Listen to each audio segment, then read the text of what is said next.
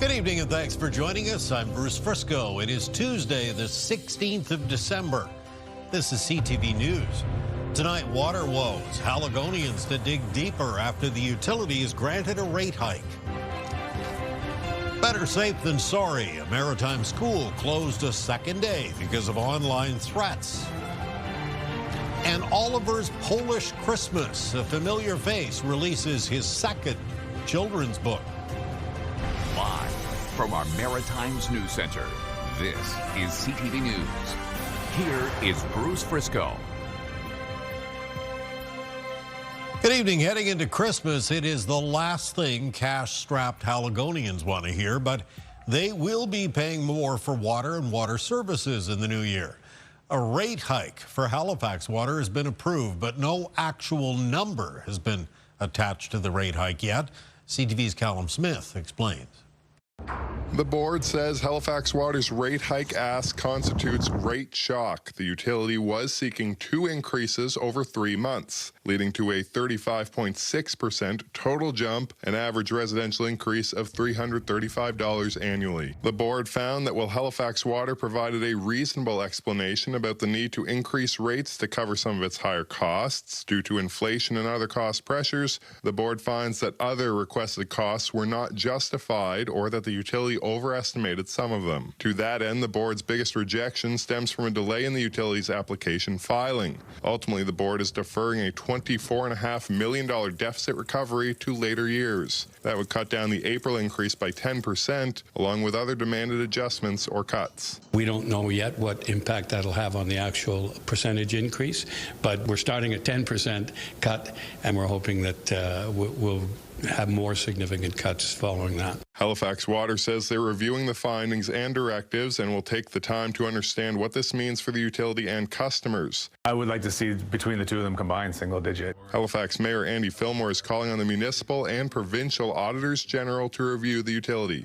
I agree with the majority of the board's findings. However, I am greatly concerned at the board's direction to Halifax Water to engage with HRM about whether HRM can take on some of the financial shortfalls that are contributing to Halifax Water's accumulated deficit. The timing couldn't be worse for the utility. CTV News reported yesterday that a third-party investigation is underway into allegations of financial irregularities at Halifax Water. The mayor says it's a troubling revelation on the heels of 2 boil water advisories, withholding fluoridation without public communication, and this rate hike proposal. I think this all illustrates that the challenges we have with Halifax Water haven't happened overnight. They've been building for a while. Halifax Water has 1 week to come back with a new rate proposal, but there will be little time for discussion. New rates will still take effect January 1st and April 1st. It's just a matter of how high they'll be. Callum Smith, CTV News, Halifax. It is designed to cut red tape. New Brunswick has become the first province in Canada to sign an agreement with Ottawa, allowing major projects to undergo a single environmental impact assessment, and the province will take the lead on that. Because we have a number of critical mineral projects that we're looking to advance, and we have to time them properly because of market conditions, the way prices move. The next project proponent will benefit from more reliable timelines, expedited collaborative processes, but no less rigor or no less work to determine if, in fact, the environmental assessment has merit. There were several questions on the status of the Sisson mine named by the PM during a major projects announcement last month. The company is working on a feasibility study, which is expected in the spring. And from that very same news conference today, there is no federal tax holiday this December, but the New Brunswick government is still trying to recover the revenue it lost from last year's policy introduced by the Justin Trudeau government. Premier Susan Holt says the total amounts to about $50 million. Well, in Fredericton today, the Intergovernmental Affairs Minister said an agreement was likely in the works. We're not writing a check for the amount. I'm very confident that the Premier's understandable concern about what that meant to her fiscal framework will be addressed in the fullness of various arrangements that the Government of Canada can make with provinces. Premier Holt briefly said the agreement was positive news for her province. Get the Maritime's top stories, breaking news alerts, and watch live. Download the CTV News app. This could be the beginning of a crackdown. Nova Scotia RCMP today saying they executed a search warrant at an illegal cannabis dispensary in the Digby area. The raid marks the first search and seizure conducted by police since the province's Attorney General directed police to step up enforcement of the cannabis law, arguing so-called illegal cannabis is a threat to public safety. RCMP say they seized cannabis-related products and unstamped tobacco, as well as an undisclosed amount of cash. No arrests were made, but an employee of the Peace and Friendship Trading Post was detained briefly and then issued a ticket under the province's Cannabis Control Act. Well, one person was issued a ticket under the Cannabis Control Act for the offense of person other than authorized seller operating store selling cannabis. The investigation is ongoing at this time, so I can't provide a lot of other detail, but with the investigation ongoing, it means that there may be changes or updates on this investigation down the line. In a statement to CTV News, Justice Minister Scott Armstrong said the government has a duty to protect all Nova Scotians. He said, quote, "That's why a directive was issued to all police agencies in Nova Scotia to intensify enforcement operations at illegal dispensaries and report back on the progress. How police enforce the law remains a matter for police," he said, who operate independent from government. Should also tell you that CTV News reached out to the Peace and Friendship Trading Post, but we did not hear back today. For a second straight day, a New Brunswick school was closed because of online threats. Police are still investigating, but they're not saying much publicly. CTV's Derek Haggett has more. There were no cars in the parking lot, and the playground was empty at Eleanor W. Graham Middle School in Rexton today. For the second straight day, school was closed after the RCMP received several reports of threats made toward the school on social media over the weekend. Classes were canceled out of an abundance of caution while police continue their investigation. I wish that there was a little bit more information shared with us, and I would like for them to get back into school, but of course they want it to be safe, so want their investigation to be thorough. Rexton's high school is roughly a kilometer away, but remained open. Yeah, I was genuinely concerned because yesterday my mom had to make me stay home because she thought it's like a walking distance. The school district says they are unable to comment because it's an active police investigation. I know more information just from word around the town than I do from what I've gotten from the school. I spoke with one parent today who says she's obviously worried about what's going on here, but she also has concerns for the other schools in Rexton. There's two other schools closely located to the middle school, which is Bonner Law and the Rexton Elementary School. We also have two daycares that are located close to the school, so it is a big concern when one school gets shut down in a small area. Augustine kept her kids home yesterday, but police say there are not any known threats to the other schools in the area. Late this afternoon, the school's principal notified families that classes will resume tomorrow, but parents have the right to keep children home if they wish. Derek Haggett, CTV News, Rexton, New Brunswick. Nova Scotia woman sentenced to life in prison for strangling her 12-year-old daughter has been granted day parole for 6 months. Penny Boudreau killed her daughter Carissa in 2008, first claiming she'd run away after an argument outside a grocery store in their hometown of Bridgewater. The girl's body was found a couple of weeks later on the banks of the LaHave River. Boudreau, who was granted a 60-day unescorted pass from prison earlier this year, will stay in a halfway house and can apply for full parole after serving 20 years. Still no word what caused a pair of buildings to burn to the ground in the rural community of Norton, New Brunswick last week. 13 people lost their homes when the fire jumped from a house to a neighboring apartment building. The community, though, has stepped up to help the victims, who are deeply touched by the outpouring. They're overwhelmed with the amount of generosity in the community, and it's just amazing how many people and how many organizations have stepped up and come together. This community is always, though, pulled together in times of need for families and so on, and I was, overwhelmed, but at the same time not surprised by the response. Total of 8 fire departments responded to that blaze. A candlelight vigil in downtown Halifax tonight in the name of animal rights.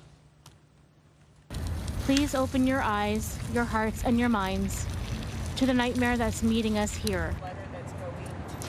The group gathered at Halifax City Hall, marking the 4th anniversary of what they call the unfulfilled Liberal government promise to stop the practice of exporting live Canadian horses to other countries for slaughter. They argue thousands of horses have suffered during the journey, lost their lives since the promise was made back in 2021. The vigil is to bring light to what is actually happening with the live horse export, which is that since 2021, 10,700 horses have been exported live to Japan, where they are then fattened up and slaughtered. Vigils were also being held in 10 other Canadian cities tonight.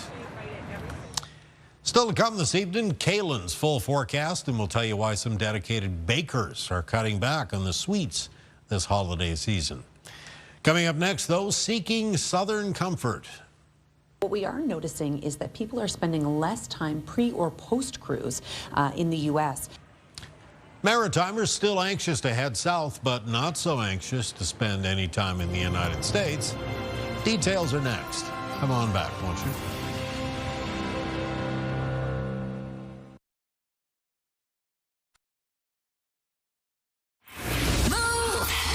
With Aaron and Peter. Did you hear we're giving you 20 grand for the holidays? Plus daily bonus prizes of $500 cash. Listen for your keywords weekdays every 2 hours from 6 to 6. With widespread snow on the ground, a lot of Maritimers are packing their bags for warmer destinations, a number of which we should point out you can get to direct nonstop from here in our region. But as CTV's Jonathan McGinnis found out today, there is one destination that just isn't very popular this year.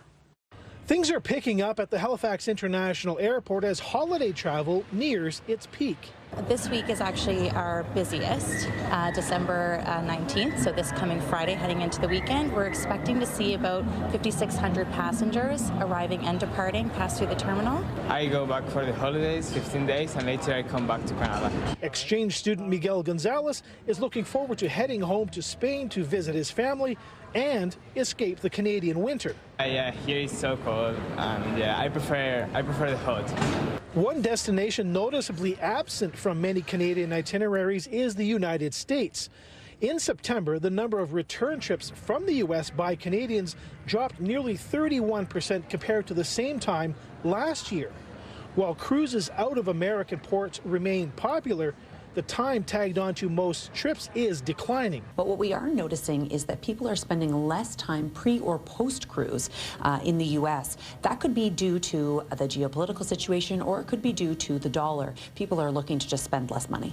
Another group choosing to stay on this side of the border are those who typically spend winters in the U.S. We're seeing less people choosing to go down as snowbirds this year than previous years. Julia Kent says snowbirds have either decided to travel within Canada this winter or head to one of the many other destinations offered from maritime airports. Jonathan McGinnis, CTV News, Halifax Stanfield International Airport. Thank you, John. Time for a quick little break. When we return, it is your complete maritime weather forecast. Middle of the week tomorrow already. Nice evening in Halifax to take in some of the festivities there in the waterfront. Kaylin's full forecast coming up next. Stay with us.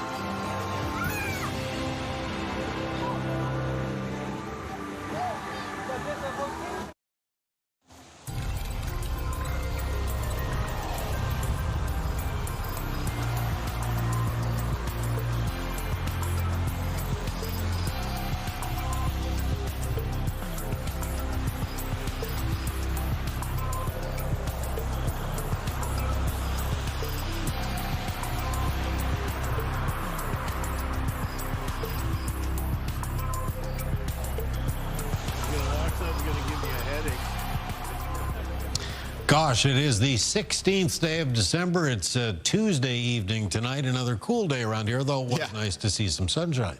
Oh, I know. I love that, getting some sunshine in the month of December. Tomorrow, not quite as sunny. Some sunny breaks possible in the afternoon, but one thing you're going to notice is that the temperatures in the afternoon will be a fair bit milder than the last couple of days. That has to do with the change in the wind direction that's coming up tonight, as we're getting in between an area between high pressure that's centered around the southeastern United States and an area of low pressure starting to make its way through northern Ontario. In between those two, for the Maritimes, we'll get put into a little bit of a southwest wind, and that'll actually cause our temperatures tonight to start to rise. So rising into the start of the day for tomorrow, they continue to rise into the afternoon. Pretty cloudy start to Wednesday. There'll be a chance of flurries in northern areas of New Brunswick, maybe a little bit of patchy light drizzle around parts of the Atlantic coastline of Nova Scotia. Here we are Wednesday afternoon, the sun breaking through a fair bit for Nova Scotia, Prince Edward Island, southern areas of New Brunswick, remaining cloudier up towards the north of New Brunswick, where there will still be a chance of some flurries. Here's a look at those winds. So tonight, out of the southwest, the wind speeds do increase from Wednesday morning into Wednesday afternoon, so it becomes blustery. There'll be some fairly widespread gusts between 30 and 50 kilometers per hour in some coastal areas, especially around the Bay of Fundy coastline in New Brunswick and parts of the southwestern Atlantic coastline of Nova Scotia. Can expect some gusts to get up closer to 60. Now, temperatures for tonight, we're basically at their coldest as we went through this evening, and now rising into the start of the day for tomorrow. That'll leave us with high temperatures between around -1 and +2 for northern areas of New Brunswick, with that chance of flurries. And down through central and southern areas of New Brunswick tomorrow, most of the high temperatures between 3 and 6 degrees. Prince Edward Island on Wednesday with afternoon high temperatures around the mid-single digits. Cloudy periods expected. Southwest winds 20 gusting to 50 kilometers per hour. In Cape Breton, the high temperatures tomorrow mostly between 5 and 7 degrees.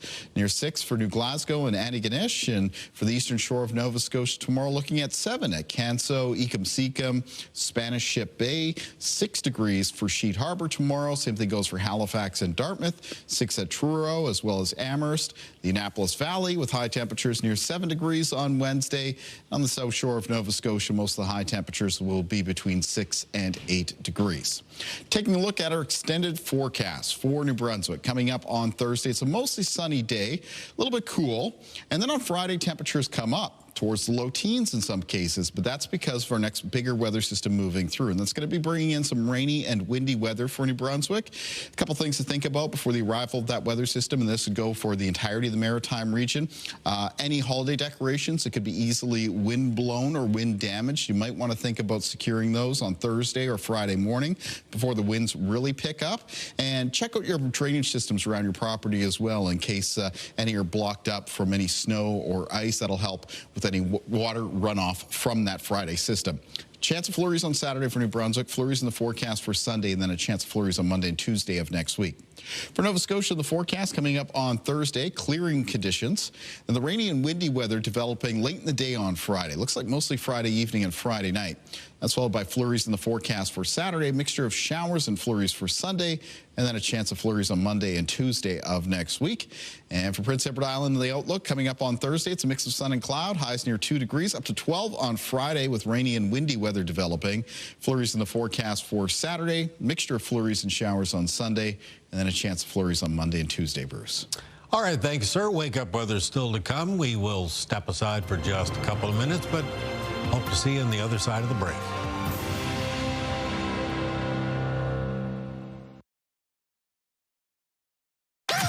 The #1 morning show in Halifax. Turk, Megan, and Amateur Alex. And home to the biggest artists. Halifax's #1 hit music station.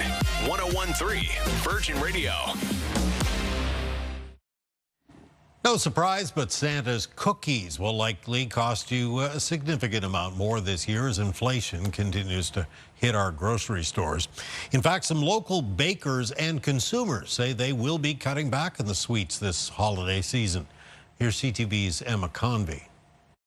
Kelly Muse is missing a few sweet essentials in her grocery cart. High prices forcing her to cut back on her annual baking list. Cookies or, something, some kind of bread, muffins, like all kinds of cooking. So usually something is on the go, pies, cake. But this year, nothing yet because we're kind of like, money's tight. And those cookies for Santa could cost bakers a bit more this year. There's evidence out there that people are baking less. Just because of the price, it costs to actually buy ingredients.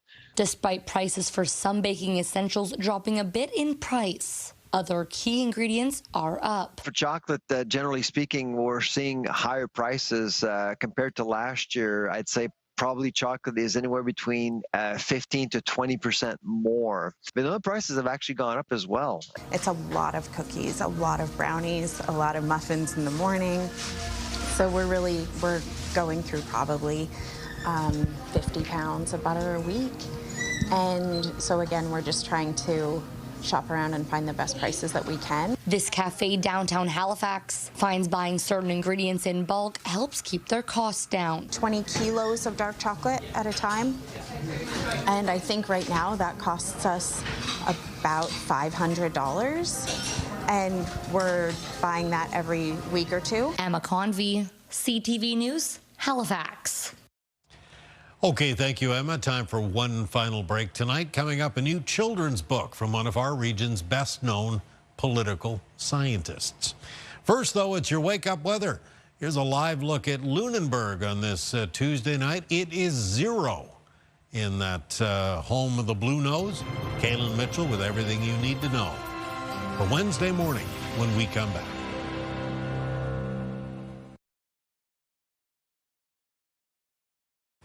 The middle of the week is now upon us. Let's kick it off with a look at the wake-up weather.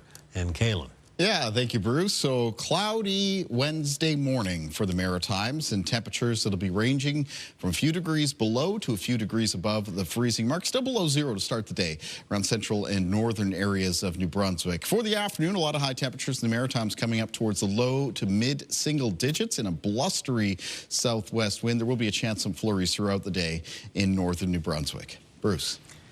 Thank you, Kaylin. Well, a Cape Breton man who's probably best known as one of the island's most prominent political scientists has written a second children's book just in time for Christmas. As CTV's Ryan McDonald shows us tonight, writing is helping him connect with his young son and overcome some tragedy at the same time. A book signing isn't where you'd normally expect to find Tom Urbaniak, but today the Cape Breton University political scientist was at the Old Town Hall in Glace Bay selling copies of his second children's book. 2 years ago, I would have never imagined stepping into the realm of writing children's books. The book is called Oliver's Polish Christmas. Though it's a fictional story, he says it's about his 3.5-year-old son's search for the meaning of a traditional Polish holiday. In the story, Oliver, my son Oliver, visits his babcia and dziadzia, his grandma and grandpa, which he actually did in the fall of 2023 in Ontario.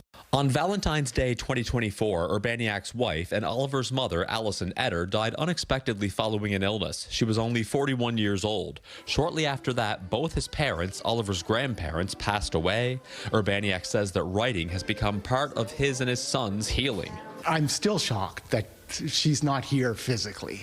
Oliver had just turned 2 when his mom passed away.